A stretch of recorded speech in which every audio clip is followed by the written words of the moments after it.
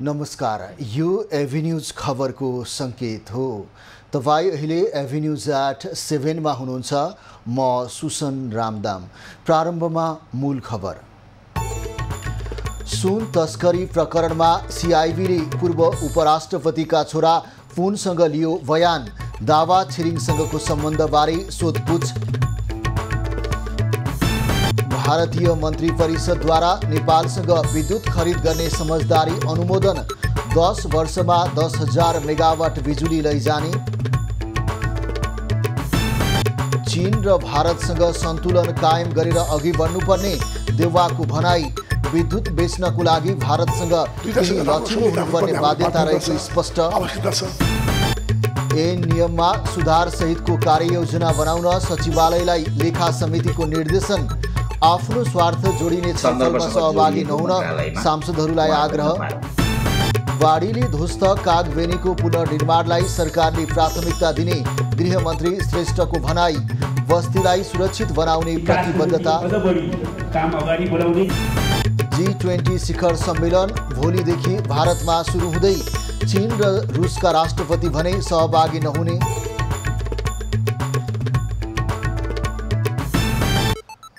अब खबरको सिलसिला प्रारम्भ गरौँ सुन तस्करी प्रकरण सम्बन्धी प्रसङ्गबाट। सिना मङ्गलबाट बरामद भएको करिब 61 किलो सुन तस्करी प्रकरणमा प्रहरीको केन्द्रीय अनुसन्धान ब्युरो सिआइबीले पूर्व उपराष्ट्रपति नन्दबहादुर पुनका छोरा दिपेश पुनसँग सोधपुछ गरेको छ। सुन तस्करी प्रकरणमा छानबिनको दायरामा आएका व्यक्तिहरूसँग उठबस देखिएपछि पुनसँग सिआइबीले बयान लिएको हो। प्रकरणमा जोडिएका चिनिया मूलका बेल्जियन नागरिक दावा छिरिङसँग पूर्व उपराष्ट्रपति परिवारको सम्पर्क र सम्बन्ध सार्वजनिक रूपमा नै देखिएपछि दिपेशलाई पनि अनुसन्धानको दायरामा ल्याइएको हो। छिरिङले रोल्पाकी अमला रोका मगरसँग विवाह गरेको र त्यही सम्बन्धको आधारमा पुनको परिवार र छिरिङ बीच उठबस रहेको बताइएको छ। सिआइबीले सुन तस्करी गर्ने गिरोहसँग प्रत्यक्ष अप्रत्यक्ष सम्पर्क देखिएका अध्यागमन विभागका महानिर्देशक झलकराम अधिकारीसहित विमानस्थल भन्सारका कर्मचारी र शङ्कास्पद करिब 100 जनासँग सोधपुछ गरिसकेको छ। सुन तस्करसँग साठगाँठ देखिएको भन्दै अधिकारी गृह मन्त्रालयमा तानिएका छन्। सोधपुछ गरिएका सबैलाई बोलाएका बेला उपस्थित हुने गरी कागज गराएर छाडिएको बताइएको छ। सुन तस्करी प्रकरणमा संलग्न रहेको आरोपमा प्रहरीले हालसम्म 6 विदेशी नागरिकसहित 25 जनालाई पक्राउ गरिसकेको छ। प्रधानमन्त्री पुष्पकमल दाहाल र एमाले अध्यक्ष केपी ओलीबीच आज सिंहदरबारमा भेटवार्ता भएको छ। भेटमा समसामयिक राजनीतिक परिस्थिति र प्रधानमन्त्रीको आसन्न विदेश भ्रमणका विषयमा कुराकानी भएको बताइएको छ। भेटमा प्रधानमन्त्री दाहालले संयुक्त राष्ट्रसङ्घ र चीन भ्रमणका क्रममा नेपालको तर्फबाट उठाउनुपर्ने विषयमा प्रतिपक्ष दलको राय मागेको बताइएको छ। भेटमा सरकारका कामका विषयमा पनि कुरा भएको बुझिएको छ। सरकारले अगाडि बढाउन लागेका केही विधेयकका विषयमा पनि दुई नेताबीच कुरा भएको बुझिएको छ। प्रधानमन्त्रीले बोलाएपछि प्रमुख प्रतिपक्ष दल एमालेका अध्यक्ष ओली सिंहदरबार पुगेका थिए। दुई नेताबीच करिब 1 घण्टा छलफल भएको बताइएको छ। प्रधानमन्त्री दाहाल 2 सातापछि संयुक्त राष्ट्रसङ्घ तथा चीन भ्रमणमा जाने तालिका छ। भारतले नेपालबाट 10 वर्षमा 10,000 मेगावाट बिजुली किन्ने प्रस्ताव स्वीकृत गरेको छ। हालै बसेको भारतको मन्त्री परिषद बैठकले नेपालको प्रस्ताव स्वीकृत गरेको भारतका लागि नेपाली राजदूत शङ्कर शर्माले ट्विट गरेर जानकारी दिएका हुन्। भारतीय मन्त्री परिषदको निर्णयसँगै अब नेपालबाट बिजुली ल्याउने विषयमा थप अध्ययन र गृह कार्य हुने शर्माले उल्लेख गरेका छन्। भारतको निर्णयले विद्युत विकासको नयाँ मार्गचित्र बनाउने बाटो खुला गरेको उनको भनाइ छ। भारतको निर्णयले नेपालको आर्थिक विकास र पुनर्संरचनामा महत्त्वपूर्ण भूमिका खेल्ने पनि शर्माले उल्लेख गरेका छन्। गत जेठमा प्रधानमन्त्री पुष्पकमल दाहालको भारत भ्रमणका क्रममा भारतीय प्रधानमन्त्री नरेन्द्र मोदीले 10 वर्षमा नेपालबाट 10,000 मेगावाट बिजुली किन्ने लक्ष्य राखिएको बताएका थिए। सोही कुरालाई भारतको मन्त्री परिषद बैठकले अनुमोदन गरेको हो। नेपाली कांग्रेसका सभापति शेरबहादुर देउवाले नेपालले चीन र भारतसँग सन्तुलन कायम गरेर अघि बढ्नु नै बुद्धिमत्ता हुने बताएका छन्। आज काठमाडौँमा आयोजित कार्यक्रममा उनले चीन र भारत नै नेपालका सधैँका छिमेकी भएकाले सधैँ दुई देशसँग सन्तुलन कायम गर्नुपर्ने बताएका हुन्। पूर्व प्रधानमन्त्री देउवाले नेपालसँग विद्युत किन्ने भनेको भारत मात्रै भएकाले नेपालले कि विद्युत नै बेच्दिन भन्नुपर्ने नत्र भारतले किनेका भनेका कुराहरूमा सहमति जनाउनुपर्ने बाध्यता रहेको बताए। त्यसो कुरा सुन्नुपर्ने बाध्यता छ हामीलाई। कहिले आउँदैन यहाँ बिजुली किन्दैन, हामी त बिजुली बढी भयो भने पुल किन्दै चीन र भारत दुईटा हाम्रो छिमेकी देशहरू हुन्। दुईटासँग राम्रो सम्बन्ध हुनुपर्ने हाम्रो बाध्यता छ, आवश्यकता छ। तर साथसाथै क्वेसन कति बढी केमा बढिराख्ने कहिले क्वेसन राख्ने कुरा पनि छ। त्यस कारण मलाई लाग्छ चीनले पनि सम्झाउन सकिन्छ, चीनलाई पनि भारतलाई पनि सम्झाउन सकिन्छ, सम्झाउनुपर्छ। सभापति देउवाले छिमेकी मुलुकले भनेका कुरा नमान्ने हो भने विद्युत नकिन्ने हुँदा थोरै लचिलो भएर भए पनि देशको हितमा काम गर्नुपर्ने बाध्यता रहेको बताए। सुरक्षाको प्रत्याभूति गराउने निकाय सुरक्षाकर्मीमाथि समय समयमा विभिन्न आरोप प्रत्यारोप लाग्दै आएका छन्। पछिल्लो समय काठमाडौँ महानगर प्रमुखले सुरक्षाकर्मीको व्यवहारलाई लिएर सिंहदरबार नै आगो लगाउने अराजक अभिव्यक्ति दिएपछि यो विषय पुनः चर्चामा आएको छ। प्रहरी या सुरक्षाकर्मीमाथि समय समयमा विभिन्न आरोप प्रत्यारोप लाग्दै आएको छ। हालसालै मात्र काठमाडौँ महानगर प्रमुख बालेन्द्र शाहले ट्राफिक प्रहरीले अमानवीय व्यवहार गरेको भन्दै आरोप लगाएपछि प्रहरीको व्यवहारको विषय पुनः बहसमा आएको छ। शाहले सामाजिक सञ्जालमा राखेको विवादास्पद अभिव्यक्ति मेटे पनि त्यसको बहस भने सकिएको छैन। संसददेखि सडकसम्म यही विषयमा चर्चा भइरहेका छन्। एउटा भाउजूलाई केही भयो भने सरकार गिर्छ, केही हुनुहुँदैन। अर्को भाउजूलाई केही भयो भने सिंहदरबार जल्छ। यो कस्ता हामी अभ्यास गर्छौँ? हामी नाजीवाद र फाँसीवादको अभ्यास गर्नतिर गइरहेको छैन र सो कल्ड डेमोक्रेटिक पार्टी त्यसमा मौन समर्थन छ। महानगर प्रमुखले सामाजिक सञ्जालमा राखेका अभिव्यक्तिलाई सुरक्षाकर्मीले भने निरुत्साहित बनाउने किसिमको भएको बताएका छन्। प्रहरीले नियमित गर्ने गरेको चेक जाँचलाई आम नागरिकले गलत तवरबाट हेरेकाले प्रहरीहरूमाथि प्रश्न उठ्दै आएको ट्राफिक प्रहरीको भनाइ छ। आफ्नो जुन स्वच्छन्दता स्वतन्त्रता छ त्यसमा रोक लाग्ने बित्तिकै सकारात्मक रूपले त्यसलाई नहेरिकन नकारात्मक रूपले हेर्ने प्रवृत्ति जुन छ यो चाहिँ सिस्टमको कुरा हो। यो कुनै व्यक्तिले गरेको अथवा प्रहरीले गरेको होइन कि सिस्टमले गरेको हो भन्ने कुरा बुझ्नुपर्छ। त्यो आम नागरिक अझ विशेष गरी सार्वजनिक पद धारण गरेर बसेका व्यक्तिले दिने अभिव्यक्तिले सुरक्षाकर्मीलाई निरुत्साहित बनाउने सरकारवालाहरूको पनि भनाइ छ। सुरक्षाकर्मीको मनोबल उच्च राख्न नागरिक सचेत र सुरक्षाकर्मी सभ्य हुनुपर्ने बुझाइ पूर्व सुरक्षाकर्मीको छ। समाजको एउटा अङ्ग भएको हुँदा समाजकोले गर्ने व्यवहारसँग प्रहरीका चाहिने क्रियाकलाप पनि प्रत्यक्ष रूपले जोडिएको हुन्छ। हाम्रो यही समाजको प्रोडक्ट हो होइन सुरक्षाकर्मी पनि। समाजका नागरिकहरूले गर्ने व्यवहारमा प्रहरीको चाहिने व्यवहार चाहिने निहित हुन्छ। हेर्नुहोस्, जिल्ला प्रशासन कार्यालय काठमाडौँले पदीय जिम्मेवारी र कर्तव्य पालन गर्न लागेका राष्ट्र सेवकहरूलाई निरुत्साहित बनाउने केही कार्य नगर्न र नगराउन सचेत गर्दै विज्ञप्ति जारी नै गरेको छ। सर्वत्र आलोचना भएपछि प्रमुख शाहले पनि सामाजिक सञ्जालबाट आफूले लेखेको कुरा मेटेका छन्। बालेन्द्र शाहको अभिव्यक्ति एकपछि अर्को गर्दै विवादमा परिरहेका छन्। यसअघि अदालत मान्दिन भनेर उनले दिएको अभिव्यक्ति बारेको मुद्दा अहिले पनि अदालतमा विचाराधीन रहेको छ। लोकतान्त्रिक समाजमा हिंसा स्वीकार गर्न नसकिने भन्दै धेरैले महानगर प्रमुखले सार्वजनिक अभिव्यक्ति दिनु अघि सोच्नुपर्ने नगरवासीकै पनि सुझाव छ।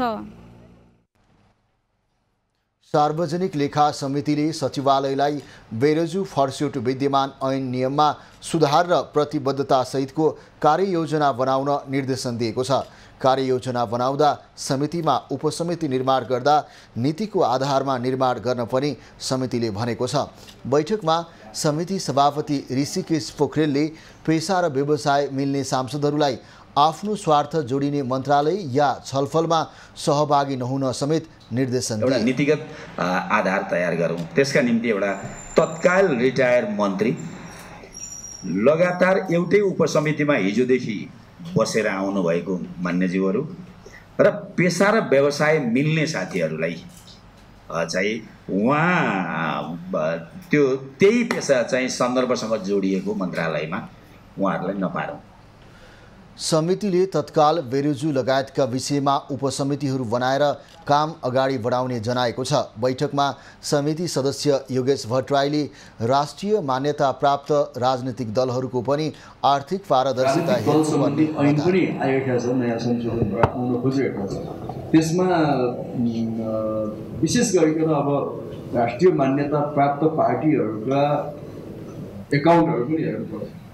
या कसरी चाहिँ स्रोतहरू कहाँबाट आएको छ, खर्च प्रणाली के भएको छ, त्यो कुरा पनि हेर्नुपर्छ।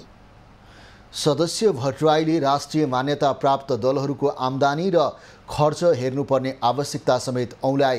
राजनीतिक दल सम्बन्धी ऐनमा नै व्यवस्था गरेर राजनीतिक दलहरूको आर्थिक गतिविधिको अध्ययन र छानबिन गरी राजनीतिक पार्टीहरूलाई पारदर्शी र जवाफदेही बनाउनु पर्ने उनको भनाइ छ।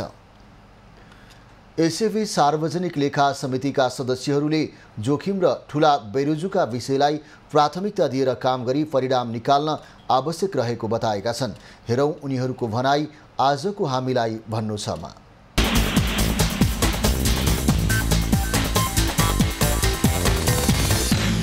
स्थानीय सरकारले खर्च गरेको महालेखा परीक्षकले दिन्छ, आफै खर्च गर्छ, परिषदबाट चाहिँ बेरोजु फर्छट गर्छ। यसले भयावह डरलाग्दो स्थिति छ। महालेखाको प्रतिवेदन चाहिँ त्यो त्यति त महाभारत कति 18 पुराण पढ्न पनि नसकिने जत्रो पनि प्रतिवेदन बनाएको छ, भाषण लेखाएको छ, भयो के लेखेकै छैन है, गोलमटोल त्यस खालको प्रतिवेदन दिएर हामी कहीँ पनि पुग्दैनौँ। त्यो चाहिँ उसको सर्वविज्ञता जनाए जस्तो मात्रै कुरा हुन्छ। एउटा छानबिन समिति गठन गर्यो, प्रतिवेदन बुझायो, कार्यान्वयन भएन। किन? चन्दा दिन्छ उसले, पार्टीलाई दललाई चन्दा दिन्छ, चन्दा दिए बापत उसले केही पनि तिर्नु पर्दैन, राज्य उसको पकेटमा छ। त्यसो भएको हुनाले अघि थुप्रै कुरा यहाँ आइसकेको छ। हामी प्रधानमन्त्री, प्रधान न्यायाधीश लगायत सबैलाई हामीले बोलाएर छलफल गरौँ र हामीले गरेका निर्देशनहरू कार्यान्वयन हुने गरी हामी काम गरौँ। अडिट रिपोर्टमा जेरोले हरेक वर्ष 25-30% का दरले टोटल बेरोजुमा चाहिँ बढिरहेको छ। अब बेरोजु बढ्नुको कारण भ्रष्टाचार मात्रै पनि होइन, त्यहाँ हाम्रो ऐन कानुनको कुराहरू छ, त्यहाँ हाम्रो चाहिँ व्यतिथिका कुराहरू छ, यहाँ अवज्ञा गर्ने ऐन कानुनलाई जसरी पनि भाइलेट गर्ने भन्ने हाम्रो चाहिँ एउटा साइकोलोजीले काम गरिरहेको छ। लेखा समितिले सरकारलाई यसपटक र आउने आर्थिक वर्षमा चाहिँ सुशासनमा लैजानलाई यो भ्रष्टाचार न्यूनीकरणका लागि र यो बेरोजुहरू आर्थिक वर्ष आगामी आर्थिक वर्षमा नबढो खर्च गरौँ। बेपत्ता पारिएका व्यक्तिको छानबिन, सत्य निरूपण तथा मेलमिलाप आयोग ऐन 2071लाई संशोधन गर्न बनेको विधेयकमाथि छलफल गरी प्रतिवेदन पेश गर्न गठित उपसमितिको म्याद 7 दिन थप गरिएको छ। मङ्गलबार बसेको कानुन न्याय तथा मानव अधिकार समितिको बैठकले उपसमितिको म्याद 7 दिनका लागि थप गरेको हो। त्यसैगरी बैठकले सम्पत्ति शुद्धिकरण निवारण तथा व्यावसायिक वातावरण प्रवर्धन सम्बन्धी केही ऐनलाई संशोधन गर्न बनेको विधेयक अध्ययन गर्नको लागि पनि उपसमिति गठन गरेको छ। उपसमितिलाई 15 दिनको समय सीमा दिएको छ। यसको मान्य सदस्यहरू, यसमा रहनुहुने उपसमितिमा रहनुहुने मान्य सदस्यहरूको नाम चाहिँ हामीलाई दलीय आधारमा प्राप्त हुनेछ र त्यसमा यसको म्याद अहिले हामीलाई दिनु होला र यसको म्याद चाहिँ हामीले 15 दिनको। समिति सदस्यहरूले दुवै उपसमितिले आफूले पाएको समय सीमाभित्रै काम सम्पन्न गर्नुपर्नेमा जोड दिएका छन्। साथै सदस्यहरूले समावेशी सिद्धान्त अनुरूप अविलम्ब न्यायाधीश नियुक्ति प्रक्रिया तत्काल अघि बढाउन सरकारसँग माग गरे। सहयोग पुगेन, असहजता भयो भन्ने कुरा अलिकति सार्वजनिक अभिव्यक्तिहरू पनि सुनेका छौँ। त्यसकारण यो कहाँबाट कुन प्रकारको असहयोग भएर न्यायाधीश नियुक्तिको प्रक्रिया ढिला हुने, जनताले न्याय पाउने कुरामा असहजता भोगिरहन पर्ने हो। त्यसकारण यो निरूपण गर्ने कुरामा आजको बैठकबाट उपयुक्त खालको हामीले चाहिँ तल चाँडो निर्णय गर्ने प्रक्रियामा जाओस् भन्ने गरी जानुपर्छ। र आगामी दिनमा हामीले मानवाधिकारसँग सम्बन्धित जति पनि घटनाहरू हुन्छ त्यसको बारेमा समितिले एउटा सानो उपसमिति बनाएर अनुगमन गर्ने, अध्ययन गर्ने र सम्बन्धित निकायलाई निर्देशन दिने यो काम पनि हामीले गर्नु जरुरी छ सर। सांसदहरूले कानुन व्यवसायीहरूले मनपरी शुल्क असुल्ने गरेको बताउँदै कानुन मन्त्रालयले शुल्क निर्धारणमा तदारुकता देखाउनु पर्ने पनि बताए। मुद्दाको प्रकृति हेरेर कानुन व्यवसायीको शुल्क तोक्न सके नागरिकले राहत पाउने उनीहरूको भनाइ छ। संघीय मामिला तथा सामान्य प्रशासन मन्त्री अनिता देवीले दलीय स्वार्थभन्दा माथि उठेर काम गर्न सांसदहरूलाई आग्रह गरेकी छन्। आज सिंहदरबारमा राज्य व्यवस्था तथा सुशासन समितिको बैठकमा उनले सरकारका कमजोरी सच्याउन आवश्यकता अनुसार सचेत गराउन सांसदहरूलाई आग्रह गरेकी हुन्। मन्त्री देवीले देशका सबै भूगोल र समुदायलाई समेटेर मात्रै कानुन निर्माण गर्ने काम नभए भ्रष्टाचारको अन्त्य गरी मुलुकलाई सुशासनको बाटोमा हिँडाउन सक्ने अवस्था नरहेको समेत बताए। विगतका हामीलाई त्यो ऐन कानुनलाई कुन दफा कुन उपदफा हामीले हटाउनु पर्ने हुन्छ त्यो हटाऊ। जबसम्म हामीले हटाएनौँ भने हामीले सबभन्दा एउटा व्यथिति छ हाम्रै करप्सन, कसरी हामीले हटाउन सक्छौँ। मन्त्री देवीले एक अर्कालाई दोषारोपण गरेर मुलुकमा सुशासन कायम नहुने भएकाले त्यस्ता खालका कारबाहीमा दलहरूले समय खर्च गर्न नहुने पनि उल्लेख गरिन्। सरकारले 1,70,000 क्विन्टल भन्दा बढी खाद्यान्न मौजदात रहेको जनाएको छ। उद्योग तथा वाणिज्य र श्रम तथा उपभोक्ता हित समितिको बैठकमा बोल्दै उद्योग वाणिज्य तथा आपूर्ति मन्त्रालयका सचिव मधु कुमार मरासिनीले 1,70,802 क्विन्टल खाद्यान्न सरकारसँग मौजदात रहेको जानकारी दिएका हुन्। उनले भारतीय सरकारसँग 10 लाख मेट्रिक टन धान, 1 लाख मेट्रिक टन चामल र 50,000 मेट्रिक टन चिनी नेपाल सरकारले आयात गर्नको लागि उपलब्ध गराउन पत्रचार गरिएको र छिट्टै नै ती वस्तु आउने जानकारी समेत दिए।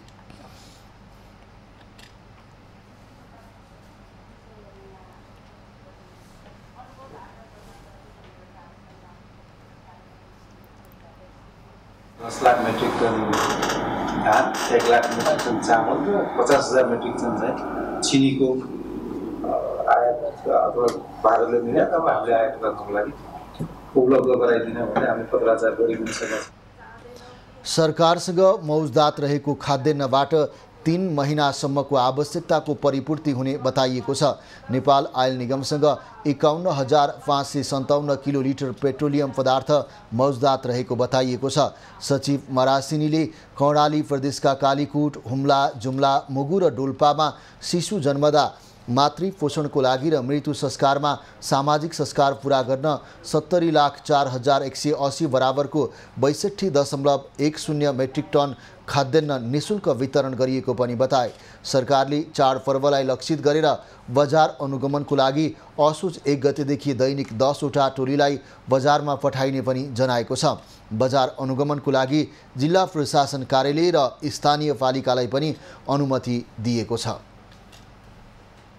खबरको सिलसिला अझै जारी छ, हामीसँगै रहनुहोला।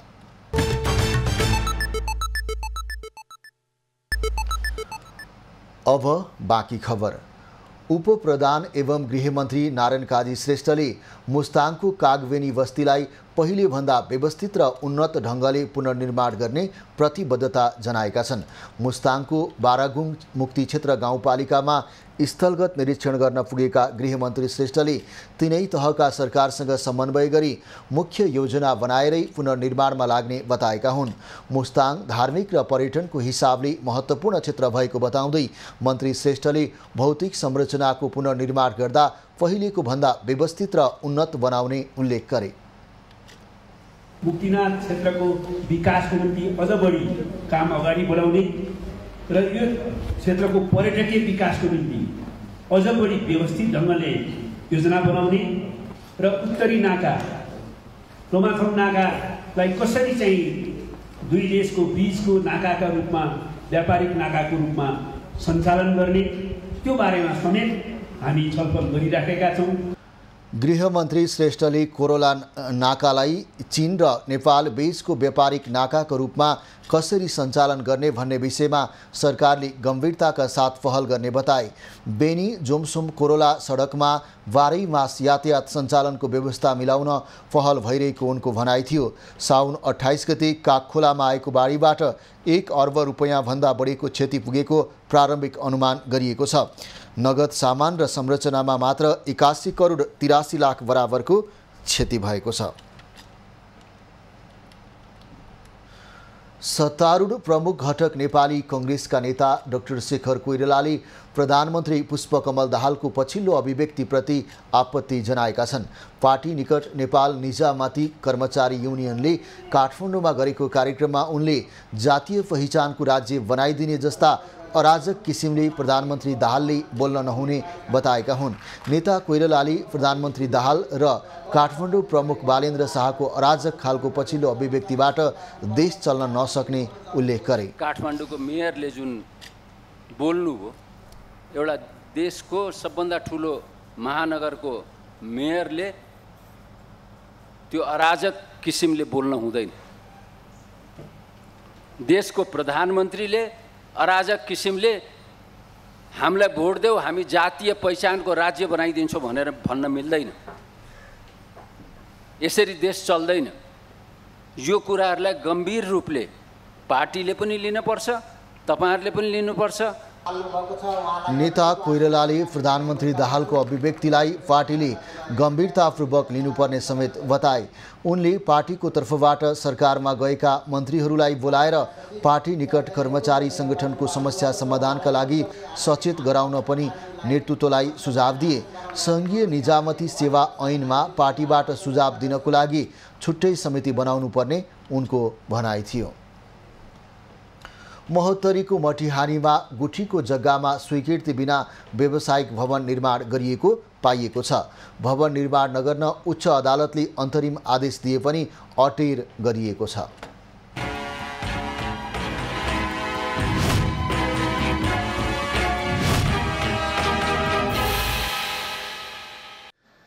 अदालतको आदेशको कार्यान्वयन गराउन स्थापित सरकारी कार्यालय र तिनका प्रमुखहरूबाट नै अवहेलना हुने गरेका छन्। मतिहानी नगरपालिकाको लगानीमा गुठीको जग्गामा स्वीकृति बिना मतिहानीमा व्यावसायिक भवन निर्माण भइरहेको छ।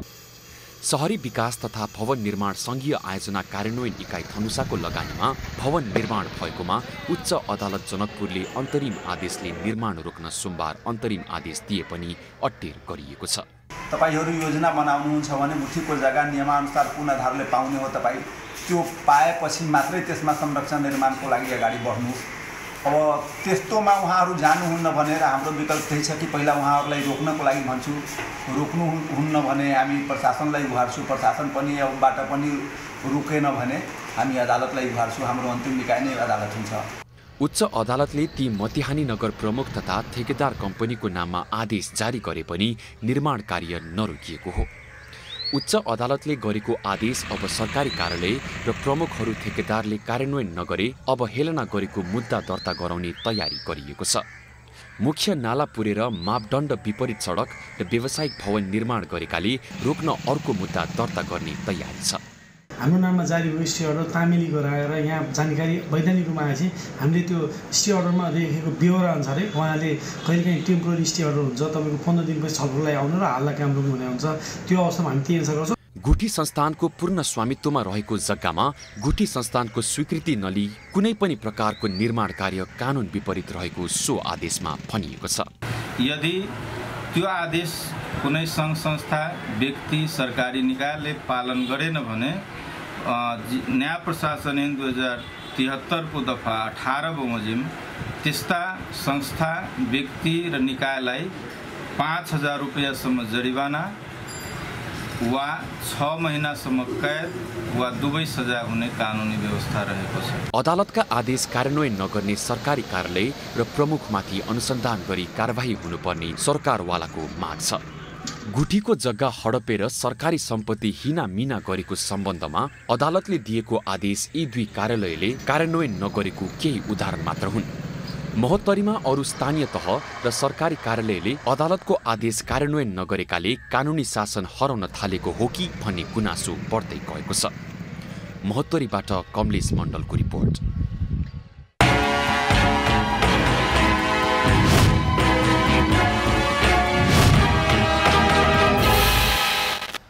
सर्प देख्ने बित्तिकै मानिसहरूमा सर्पलाई मारेर सुरक्षित हुनुपर्छ भन्ने मनोभावना उत्पन्न भई सर्प मार्ने गरिन्छ। पछिल्लो समय बर्दियामा भने मानिसहरूले आफ्नो घर आँगनमा सर्प निस्केपछि सर्प उद्धारको लागि सम्पर्क गर्ने गरेका छन्। केही दिन अगाडि बर्दिया गुलरिया 1 स्थित 10 नम्बर गाउँका सन्तोष कुमार यादवको घरमा विषालु गोमन सर्प निस्कियो। पहिले उनी सर्प देख्ने बित्तिकै मार्न तम्सिन्थे, तर यो पटक उनले सर्प संरक्षण गर्नुपर्छ भन्ने बुझेर सर्प उद्धार गर्नेलाई खबर गरे। 1 घण्टाको प्रयासमा प्रकाश चपाईले सर्प उद्धार गरेपछि चौधरीले खुसी व्यक्त गरेका छन्। उहाँ गाउँमा पनि एकजना सर्प समात्ने हुनुहुन्थ्यो अनि उहाँले पनि खबर पाउनुभयो, आउनुभयो अनि उहाँले यो एउटा मार्ने प्राणी होइन, यो पनि सबैले बचाउने हो, संरक्षण गर्नुपर्छ यसलाई गरेर अनि त्यसपछि यसलाई बचाउनु पनि पर्यो। पछिल्लो समय बर्दियामा चेतनाको वृद्धि भएपछि विषालु गोमन सर्पको जीवित उद्धार भई सुरक्षित स्थानमा स्थानान्तरण हुने क्रम बढेको छ। बर्दियामा सर्प उद्धारका लागि गाउँघरमा गुलरिया 1 शङ्कर बस्तीका प्रकाश चपाई सक्रिय छन्। गाउँघरमा सर्प देखिएर मानिसहरूले असुरक्षित महसुस भयो भने स्थानीयले उनलाई खबर गर्ने गरेका छन्। अब अहिले करिब 14 वर्ष हुन लागिसक्यो मैले यो सर्प उद्धार गर्न लागेको। यसमा समस्या भनेको साधन के हो, साधन भए त जहाँ पनि पुगौँला भन्ने होइन। अहिले त वन विभागले नि गरिराखेछ, तब पनि मलाई नै कल आउँछ बढी जसो, सो मैले उहाँलाई नै कल फरवर्ड गर्ने गर्छु। चपाईले हालसम्म विभिन्न प्रजातिका 5000 भन्दा बढी सर्प उद्धार गरेका छन्।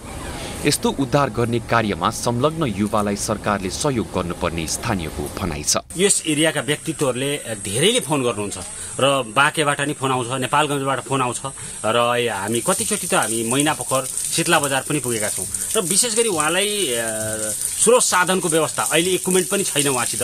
सबभन्दा पहिला स्टार्टिङ गरेको भनेको सर्प रेस्क्यु गर्नको लागि हाम्रो प्रकाश चापागाई भाइ हुनुहुन्छ, उहाँबाटै सुरु भएको। त्योभन्दा अगाडि वन डिभिजन कार्यालयले पनि रेस्क्यु गर्थेन। प्रकाश विगत 14 वर्षदेखि प्रकाश सर्प उद्धार कार्यमा संलग्न छन्। उनले यसका लागि डिभिजन वनसँग समेत सहकार्य गर्ने गरेका छन्। उद्धारका लागि स्रोत र साधन भने अभाव रहेको उनको भनाइ छ। दुर्गा आचार्य, बर्दिया। बाँकेको खजुरामा रहेको सुशील कोइराला प्रखर क्यान्सर अस्पतालले एकपछि अर्को सेवा वृद्धि गर्दै आएको छ। लुम्बिनी, कर्णाली र सुदूरपश्चिम प्रदेशलाई समेट्दै आएको अस्पतालले क्यान्सरका बिरामीहरूलाई लक्षित गर्दै रक्त सञ्चार सेवा पनि सञ्चालनमा ल्याएको छ। जनताको मुठीदानबाट सञ्चालनमा आएको सुशील कोइराला प्रखर क्यान्सर अस्पताल खजुराले क्यान्सरका बिरामीको लागि रगत खोज्न अन्यत्र जानुपर्ने बाध्यता हटाएको छ। रक्त सञ्चार सेवा सञ्चालनमा आएसँगै लुम्बिनी, कर्णाली र सुदूरपश्चिमका बिरामी लाभान्वित भएका छन्। अस्पतालमा सेवा थप भएसँगै 1 वर्षमा 30,000 बिरामीहरूले सेवा लिएको र 700 बढीको शल्यक्रिया भएको छ। त्यसपछि पश्चिम नेपालकै सम्भवतः पहिलो पोजिटिभ प्रेसर आइसियु हामीसँग छ, त्यो हामीले यहाँ पछिल्लो समयमा निर्माण गरेका हौँ। त्यो सँगसँगै इन्डियन एम्बेसीले हामीलाई चाहिँ अहिले एउटा बस र एउटा एम्बुलेन्स डोनेट गरेको छ। अर्थ मन्त्रालयको समन्वयमा भन्सार विभागबाट एउटा चाहिँ हामीले गाडी अर्को पनि पाएका छौँ। गाउँपालिकाले सहयोग गरेर हाइमार्स लाइट यही स्थापना गरिदिएको छ। अस्पतालमा ब्राकीथेरापी, हिस्टोप्याथोलोजी, किमो सेवा, सिटी स्क्यान, एक्सरे लगायतका सेवा उपलब्ध छ। सेवा विस्तारकै क्रममा विभिन्न निकायबाट प्राप्त भएको सहयोगबाट ब्लड क्यान्सर वार्ड पनि अस्पतालमा सञ्चालनमा आएको छ। हामीले सङ्घर्ष गरेर ठुलो योगदान छ। विभिन्न खजुराका जनता मात्रै नभइकन बाँके बर्दियाको थुप्रै सरकारको ठुलो योगदान भएका पनि आज हामीले ब्लड ब्याङ्क जस्तो स्थापना गर्न पाउँदा हामीलाई पक्कै पनि गर्व विषय छ। अस्पताललाई प्रदेशकै नमुना अस्पताल बनाउनु पर्नेमा जनप्रतिनिधिको पनि जोड छ। राजनीति, द्वन्द्व र हस्तक्षेप मुक्त राख्नुपर्ने सञ्चालक समितिको भनाइ छ। यत्रो ठुलो यो क्यान्सर हस्पिटल यहाँ बनेको छ, यसलाई अगाडि बढाउन सक्यौँ भने नेपालगञ्ज चाहिँ ठुलो हस्पिटलको रूपमा हिजो पनि थियो, मध्यपश्चिम र सुदूरपश्चिमको अहिले पनि 3टा प्रदेशको चाहिँ ठुलो हस्पिटलको रूपमा इस्टाब्लिस गर्न खोजिरहेछ। यो अस्पताल आज खजुरावासी बर्दियावासी जनताले बनाएको अस्पताल, यो अस्पतालमा सेवा लिने मान्छे 40वटा जिल्लाका बिरामीहरू गरिब जनताहरूले आज यो अस्पतालमा सेवा लिइरहेका छन्। म फेरि आग्रह गर्न चाहन्छु, आज मुखमा भएकी एउटी आमा जो आज मैलो कपडा लुगा लगाएर यो अस्पतालमा आउनुहुन्छ, आज जुल्मामा रहेकी एउटा हजुरआमा क्यान्सर रोगले पीडित भएर यो अस्पतालमा आउनुहुन्छ। 2065 सालदेखि निर्माण सुरु भई 2075 सालदेखि सेवा सञ्चालनमा आएको अस्पतालमा कर्मचारी दरबन्दीको परिपूर्ति हुन नसक्दा सधैँ हार गुहारीको अवस्था पनि अहिले पनि ज्यूका त्यू रहेको छ। अबको पालो एभिन्यूज एट बिजनेस। शेयर बजारमा आज सामान्य गिरावट देखिएको छ। शेयर बजार परिसूचक नेप्से आज 6.45 अङ्कले घटेर 1961.37 बिन्दुमा झरेको हो। आज 24,80,000 किता शेयर 79 करोड 68 लाख रुपैयाँमा कारोबार भएका छन्। सबैभन्दा धेरै हिमालयन एभरेस्ट इन्सुरेन्स कम्पनीको 7 करोड 58 लाख रुपैयाँको शेयर किनबेच भएको छ। कारोबार रकमका आधारमा साल trading, IME life insurance, Ghorahi cement र एभरेस्ट बैंक क्रमशः अगाडि रहे। सबैभन्दा धेरै आरबिबी म्युचुअल फन्ड 2 र लिबर्टी इनर्जी कम्पनीको शेयर 10%ले घटेको छ। समग्रमा बजार घटेको दिन एनएमबी माइक्रोफाइनेन्स र नेरुडी लघुवित्तको शेयर 10%ले बढेको छ। आज कुल 71 कम्पनीको मूल्य बढेको छ। 151 को घटेको छ भने 7 को स्थिर रहेको छ। वाणिज्य आपूर्ति तथा उपभोक्ता संरक्षण विभागले असोज 1 देखि चाडबाड लक्षित अनुगमन गर्ने भएको छ। चाडबाडको मौका छोप्दै केही व्यवसायीले बढी मूल्य लिने, म्याद नागेका सामान बेच्ने लगायत ठगीका घटना हुने भएकाले त्यसलाई रोक्न अनुगमन गर्न लागि हो। विभागको अनुसार यस वर्ष कम्तीमा 10 टोलीबाट बजार अनुगमनको तयारी छ। विभागले बढी चहलपहल हुने क्षेत्र खाद्य, मिठाई, मासु, दूध, लत्ता कपडा, ड्राई फुड, राजमार्गका होटल लगायत सबै क्षेत्रमा अनुगमन हुने जनाएको छ। वाणिज्यले मूल्य सूची लेभल बढी मूल्य लिए नलिएको अनुगमन गर्ने जनाएको छ। खाद्य वस्तु र होटलमा पाइने खाद्यान्न, मिठाईको गुणस्तरका हकमा खाद्य प्रविधि तथा गुण नियन्त्रण विभागले अनुगमन गर्दै आएको छ। चाडबाड लक्षित अनुगमन गत वर्ष पनि असोज 1बाट भएको थियो। कार्तिक मसान्तसम्म 1077वटा व्यावसायिक फर्ममा अनुगमन गरिएको वाणिज्यले जनाएको छ। अनुगमनका क्रममा 229 व्यावसायिक फर्म कारबाहीमा परेका थिए। 3बाट 29,65,000 जरिवाना असुल भएको थियो। 40 फर्मबाट 6,28,000 रुपैयाँ बराबरको सामान नष्ट गरिएको वाणिज्यले जनाएको छ। सरकारले 13वटा निर्माण कम्पनीलाई कालो सूचीमा राखेको छ। प्रधानमन्त्री तथा मन्त्री परिषद कार्यालय अन्तर्गतको सार्वजनिक खरिद अनुगमन कार्यालयले 13वटा निर्माण कम्पनीलाई कालो सूचीमा राखेको हो। कार्यालयले आज निकालेको सार्वजनिक सूचनामा 3वटा निर्माण कम्पनीलाई 3 वर्ष, 2 निर्माण कम्पनीलाई 2 वर्ष, 1 निर्माण कम्पनीलाई 1.5 वर्ष र अन्य 7 निर्माण कम्पनीलाई 1 वर्षसम्मको लागि कालो सूचीमा राखिएको छ। कालो सूचीमा परेकाहरूले कालो सूचीमा राखिएको अवधिभर सार्वजनिक निकायको कुनै पनि खरिद कारबाहीमा भाग लिन पाउँदैनन्। चितवनको एकमात्र गाउँपालिका इच्छा कामनामा भदौ अन्तिम साता महोत्सव हुने भएको छ। हामी सबैको चाहना समृद्ध इच्छा कामना भन्ने मूल नाराका साथ दोस्रो इच्छा कामना महोत्सव भाद्र 27 देखि असोज 7 गतेसम्म हुने भएको हो। इच्छा कामना उद्योग वाणिज्य सङ्घ र इच्छा कामना गाउँपालिकाको आयोजनामा कुरिनटार स्थित लोकप्रिय होटल पछाडि रहेको जग्गामा महोत्सव हुनेछ। महोत्सवमा तीज केन्द्रित स्टलसँगै तीजको दिन भव्य तीज गीत कार्यक्रम पनि गरिने महोत्सवका संयोजक एवं इच्छा कामना उद्योग वाणिज्य सङ्घका अध्यक्ष कल्याण गुबाजुले जानकारी दिए।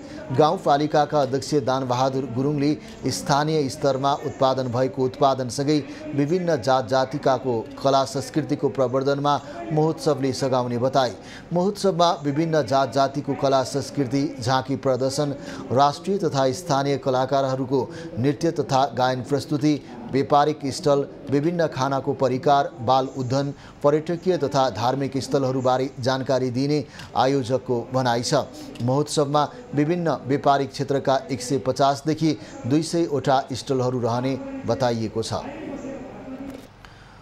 अबको पालो कृषि खबर। मुलुकबाट कुल निर्यात घटिरहेका बेला पूर्वी सीमा काकरभिट्टाबाट स्वदेशी उत्पादन अलैँचीको निर्यात ह्वात्तै बढेको छ।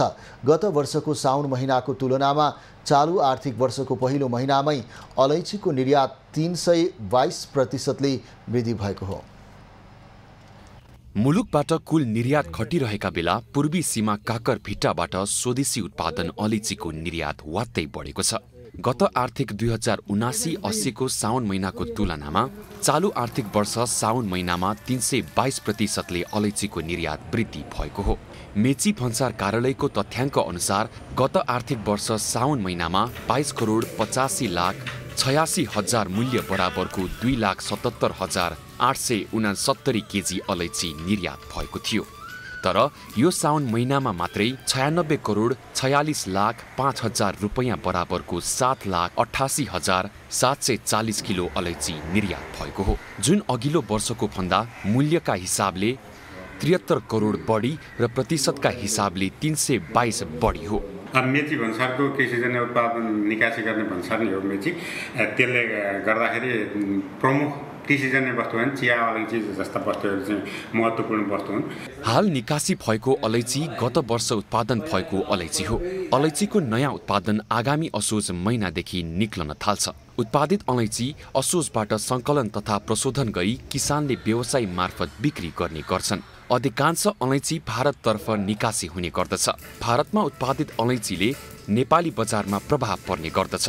भारतमा उत्पादन कम भयो भने माग बढ्छ भने भारतमा उत्पादन बढ्यो भने माग कम हुने गर्दछ, जसले गर्दा नेपालमा प्रत्यक्ष असर किसानसँगै व्यवसायलाई पर्ने गरेको नेपाल अलैँची व्यवसाय महासङ्घले बताउँछन्। अलैँचीको मूल्य बढे सँगसँगै चाहिँ यो स्टकको माल पनि अहिले हामीले चाहिँ निर्यात गरेको कारणले दुईटै चाहिँ एमाउन्ट पनि र यसको चाहिँ भोल्युम पनि दुईटै कुरा र यसको क्वान्टिटी पनि बढ्न गएको हो। अलैँची पूर्वी पहाडी जिल्लाका किसानको मुख्य आम्दानी स्रोत हो। हालसम्म 43 जिल्लामा अलैँची उत्पादन हुँदै आएको महासङ्घले जनाएको छ। मुलुकमा उत्पादित 200% अलैँची मात्रै आन्तरिक खपत हुने गरेको महासङ्घको भनाइ छ। झापाबाट सन्तोष न्यौपानेको रिपोर्ट। खबरको सिलसिला अझै जारी छ, हामीसँगै रहनुहोला।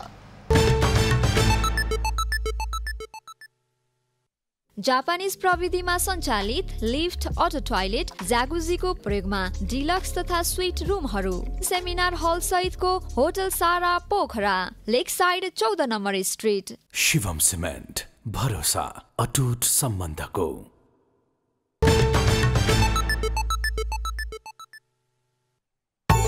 सुन तस्करी प्रकरणमा सिआइबीले पूर्व उपराष्ट्रपतिका छोरा पुनसँग लियो बयान। दावा छिरिङसँगको सम्बन्धबारे सोधपुछ।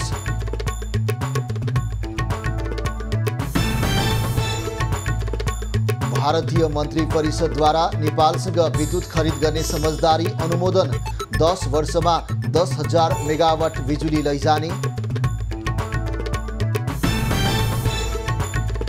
चीन र भारतसँग सन्तुलन कायम गरेर अघि बढ्नुपर्ने देउबाको भनाई। विद्युत बेच्नको लागि भारतसँग केही लचिलो हुनुपर्ने बाध्यता रहेको स्पष्ट। ऐन नियममा सुधार सहितको कार्ययोजना बनाउन सचिवालयलाई लेखा समितिको निर्देशन। आफ्नो स्वार्थ जोडिने छलफलमा सहभागी नहुन सांसदहरूलाई आग्रह। वाडीले ध्वस्त कागबेनीको पुनर्निर्माणलाई सरकारले प्राथमिकता दिने गृहमन्त्री श्रेष्ठको भनाई। बस्तीलाई सुरक्षित बनाउने प्रतिबद्धता।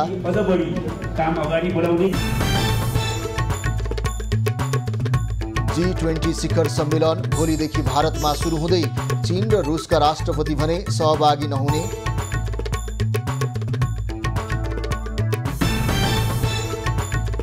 र एसिया कप क्रिकेटमा श्रीलङ्का र अफगानिस्तान बीचको खेल जारी। श्रीलङ्काद्वारा 292 रनको लक्ष्य प्रस्तुत।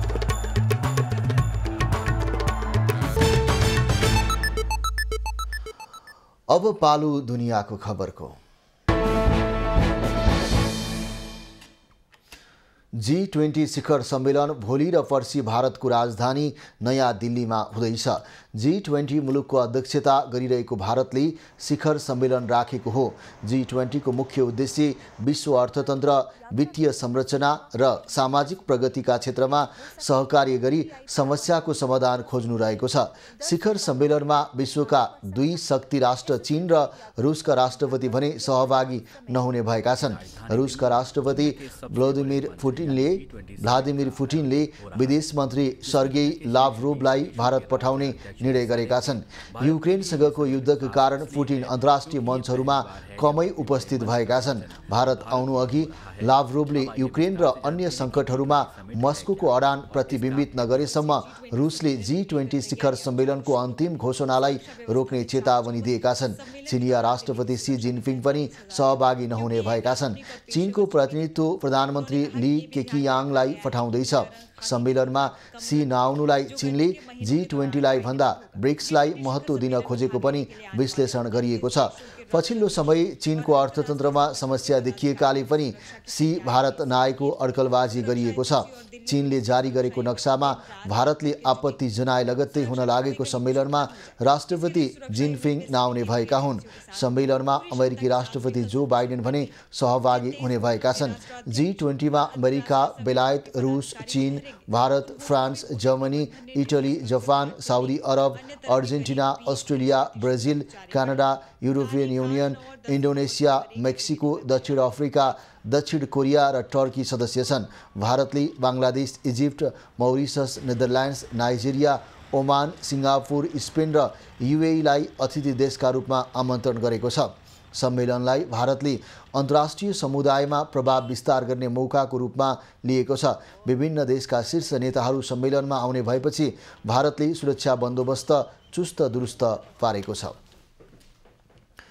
रुसले पश्चिमा देशहरूले आफ्नो माग पूरा नगरेसम्म ब्ल्याक सी खाद्य सम्झौता पुनः नवीकरण नगर्ने अडान दोहोऱ्याएको छ।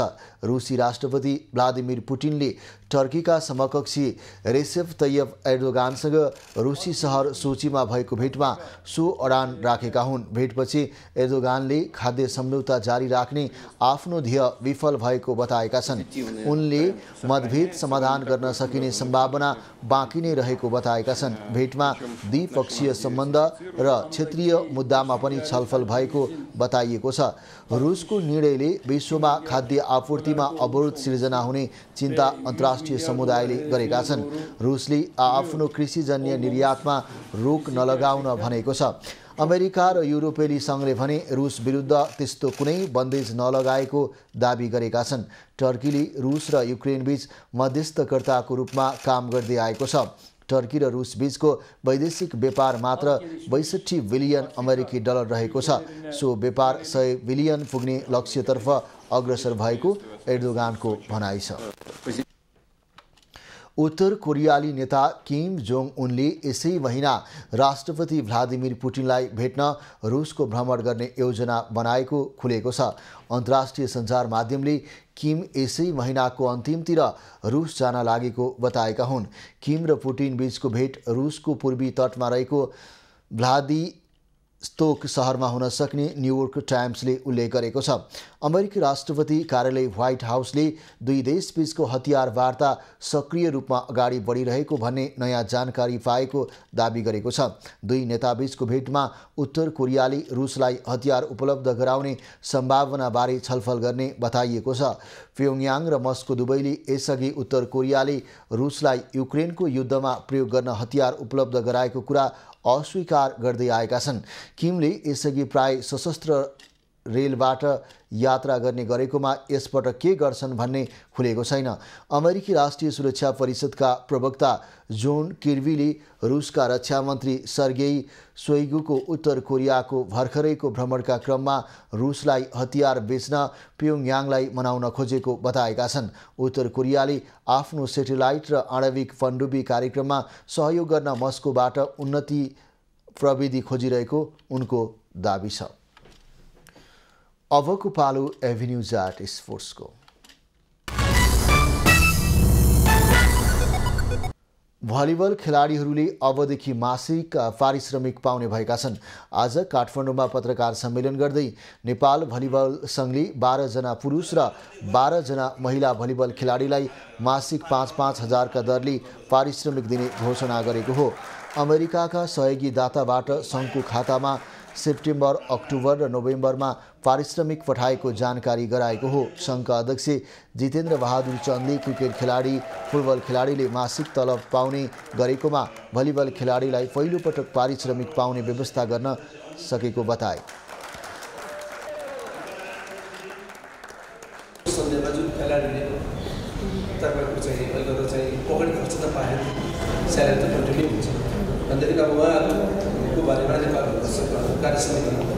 बस्छ र पारिश्रमिक नभए उहाँहरूलाई के कति हामीले सहयोग गर्न सक्छौँ त्यसको बारे हामी सोच्नु पर्छौँ। उहाँले सारा जीवन रूपमा काम गरिराख्नु भएको छ, कोहीले चाहिँ काम गरिराख्नु भएको छ, आफ्नै पकेटबाट चाहिँ यातायात खर्च गरिराख्नु भएको छ। यी विविध कुराहरूको बारे पनि नेपाल नेपाली भलिबल खेलाडीले पहिलोपटक मासिक पारिश्रमिक पाएका हुन्। अमेरिकामा रहेका पूर्व राष्ट्रिय खेलाडी राम श्रेष्ठको नेतृत्वमा पूर्व राष्ट्रिय खेलाडी र बिजनेस इन्टरप्रेनियर सहयोगमा मासिक पारिश्रमिकको व्यवस्था गरिएको हो। अहिले नेपाली भलिबल टोली चीनमा हुने 19औं एसियाली खेलकुदको तयारीमा छ। राष्ट्रिय खेलकुद परिषदको पहलमा नेपाली महिला टोली पहिलोपटक एसियाली खेलकुदमा सहभागिता जनाउन लागेको हो। खेलाडीलाई मासिक तलब दिने भलिबल सङ्घ चौथो हो। फुटबल र क्रिकेट खेलाडीले मासिक तलब पाइरहेका छन्। यसैगरी बुद्धिचालका पुरुष तथा महिलातर्फ शीर्ष वरियताका खेलाडीले पनि मासिक तलब पाउने गरेका छन्। चीनको हाङझाओमा हुने 19औं एसियाली खेलकुदमा नेपाली कराते खेलाडीहरू पदक जित्ने लक्ष्यका साथ अभ्यास गरिरहेका छन्। विप्लवलाल श्रेष्ठ नेतृत्वको टोली अहिले अभ्यासमा व्यस्त छ। श्रेष्ठ आफै 2019 दक्षिण एसियाली खेलकुदमा स्वर्ण पदक विजेता हुन्। हाङझाओ एसियाली खेलकुदको तयारीका लागि नेपालले कराते खेलाडीलाई प्रशिक्षणको लागि बेल्जियम र इन्डोनेसिया समेत पठाएको छ। नेपालले एसियाली खेलकुदमा 2 पटक रजत र 22 कांस्य पदक भने जितेको थियो। 2018 को एसियाली खेलकुदमा नेपालले प्याराग्लाइडिङमा रजत जितेको थियो। अन्य सबै पदक कराते, तेक्वान्दो र बक्सिङमा हासिल गरेको थियो। नेपालको राष्ट्रिय खेलकुद परिषदले तेक्वान्दो, कराते र बक्सिङलाई हाङझाओ एसियाली खेलकुदमा पदक जित्ने सम्भावित खेलको सूचीमा राखेको छ। अबको पालो खास खबरको।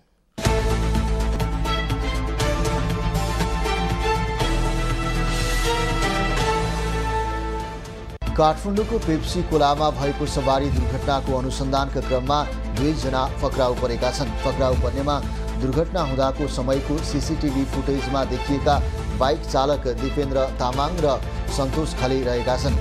मोटरसाइकलले बस अगाडिबाटै लेन क्रस गरेपछि बचाउन खोज्दा बा 3 ख 4848 नम्बरको बसले बा 6 च 5342 नम्बरको जीप, बागमती प्रदेश 02-041 फ 4838 नम्बरको मोटरसाइकल र बागमती प्रदेश 02-037 फ 5311 नम्बरको स्कुटरलाई ठक्कर दिएको थियो। त्रिभुवन अन्तर्राष्ट्रिय विमानस्थलमा नयाँ ब्यागेज ट्रली सञ्चालनमा ल्याइएको छ। विमानस्थलको अन्तर्राष्ट्रिय आगमनतर्फ 500वटा नयाँ ब्यागेज ट्रली सञ्चालनमा ल्याइएको हो।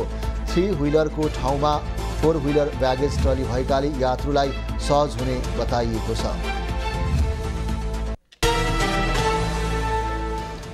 अख्तियार दुरुपयोग अनुसन्धान आयोगले सप्तरीको विष्णुपुर गाउँपालिकाका अध्यक्षसहित 3 जना विरुद्ध विशेष अदालतमा भ्रष्टाचार मुद्दा दायर गरेको छ। सेवाग्राहीबाट 5 लाख रुपैयाँ घुस लिई भ्रष्टाचार गरेको दाबी गर्दै अख्तियारले आज विशेष अदालत काठमाडौँमा मुद्दा दायर गरेको हो। आयोगले अध्यक्ष उमेश प्रसाद यादव, लेखापाल टेक नारायण यादव र एमआईएस अपरेटर वीरेन्द्र कुमार यादव विरुद्ध मुद्दा हालेको हो।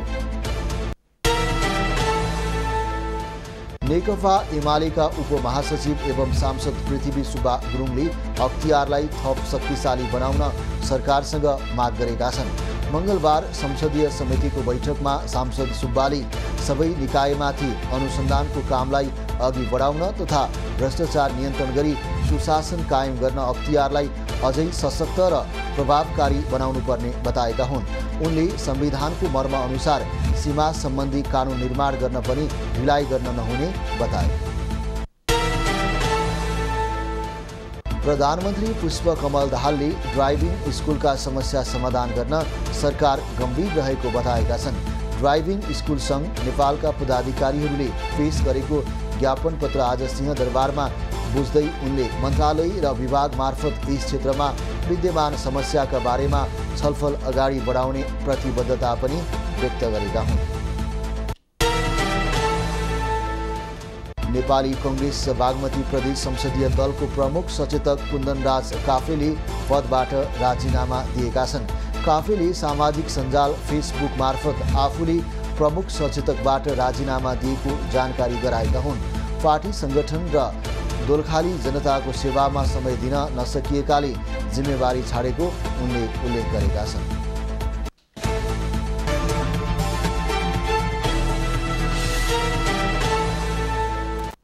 अबको पालो एभिन्यूज एट मौसम।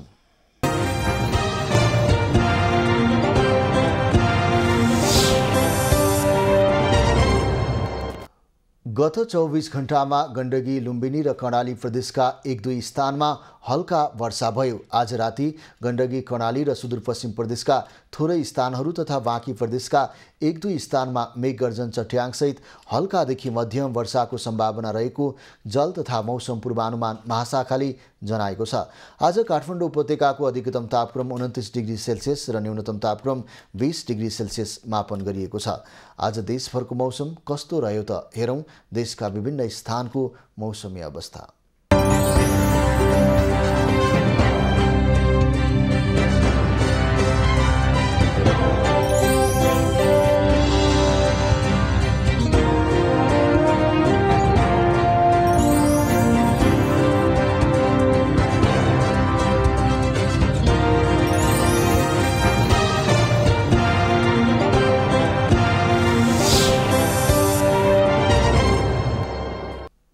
अहिलेलाई खबरको क्रम यति नै। एभिन्यूज खबरका यी सहित अन्य विस्तृत खबरको लागि www.avenews.tv लगइन गर्न सक्नुहुनेछ। युट्युब, फेसबुक र ट्विटरमा पनि हामीलाई फलो गर्न सकिनेछ। खबरभित्रको खबरको लागि हेर्दै रहनुहोला एभिन्यूज खबर। नमस्कार।